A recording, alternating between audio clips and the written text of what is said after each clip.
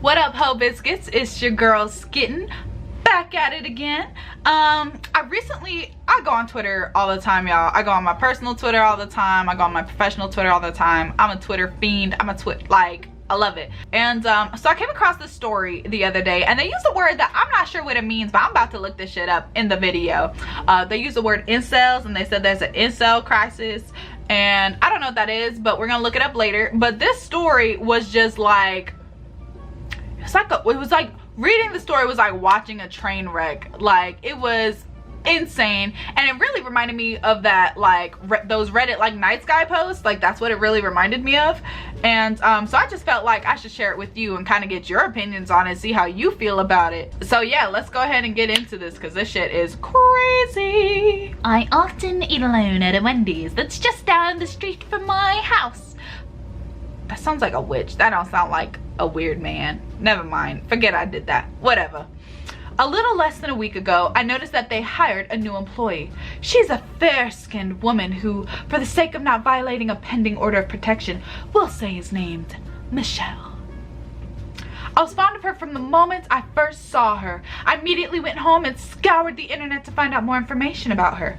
I figured this way I'd be able to learn her interests and engage her in conversation regarding them, as opposed to just talking to her and finding out what she likes. Okay. I remember initially thinking to myself that it's a shame how name tags don't include last names. All I had to go on was her first name and location. Thanks to Facebook's ability to search by city and state, I was able to find her after just a few hours. Multiple hours. Plural hours. Jesus.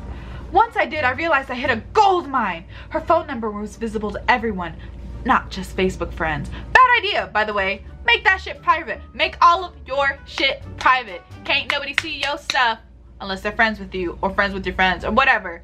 Don't make that shit public. That's terrible. Terrible idea. Most women are scared to give out their number to a stranger because they don't think they're trustworthy. But if someone asked you out on a date after looking you up and learning your phone number without you having to tell them, you'd likely be far more trusting of that person since they already know your personal info. You'd have nothing to lose. That was my line of thinking anyway. What? You got my number through some shady ass means, and that means I'm gonna find you more trustworthy? And not less? I don't think that's how that works. I'm pretty sure. After obtaining her phone number, I figured I'd try to do something romantic that would build up to me asking her out. This person that he does not know and does not know him, he's going to ask her out. Bad idea. I decided to use an app that would let me text her without revealing my actual number. That shit sounds shady as fuck. The app allowed me to change my number at will, essentially making it unblockable, which I thought was a good idea, since she might think it's just one of her friends messing with her and block it right away. Nah, nigga, you knew she was gonna think it was some crazy man and you didn't want her to be able to block you. You essentially like cornered her on her own fucking phone. Like, what the fuck? This would grant me the ability to remain a complete enigma. Ooh, fancy word for creeper to her. Once a day, I told myself. Only text her once a day, so it isn't creepy. Sadly, I was far too excited at the prospect of having my first girlfriend to stick to that. Things have escalated quickly here, sir. You went from calling her a fair-skinned beauty who just works nearby to calling her your first girlfriend. You have not spoken a word to her other than, yes, I would like fries with that. Ugh. My first text to her was simply, I saw that picture of your graduation you posted. You're beautiful. Later that day, while I was sitting in the Wendy's parking lot. I'm sorry, you were sitting where? I sent her another text that said, I can see you right now. One day, you'll see me too. Before I knew it, I had texted her over 300 times in just a few days.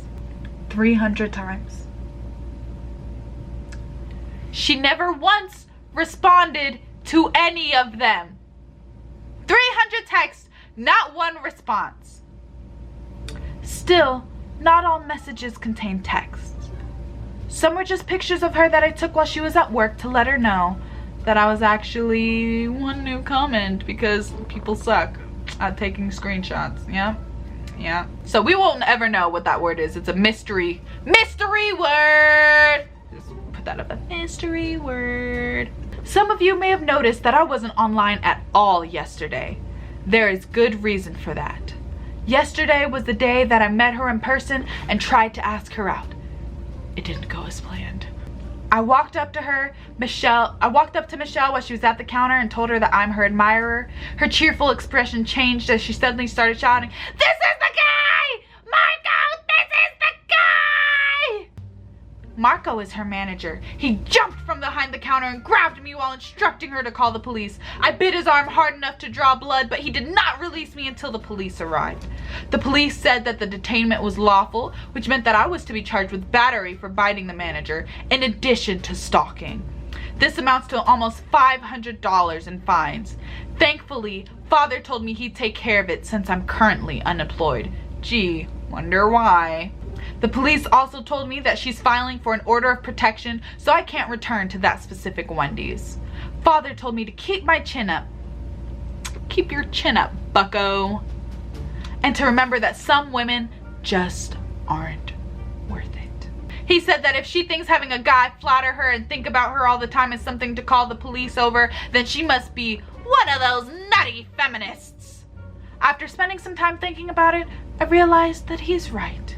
Sometimes you just have to remind yourself that it's not you, it's them. Let me just tell you something, sir. Your dad is stupid and lucky that your mother let him sleep with her. Your dad is foolish for enabling your ridiculous, terrifying, and incredibly unhealthy behavior. And you're weird. And you do not deserve to procreate currently.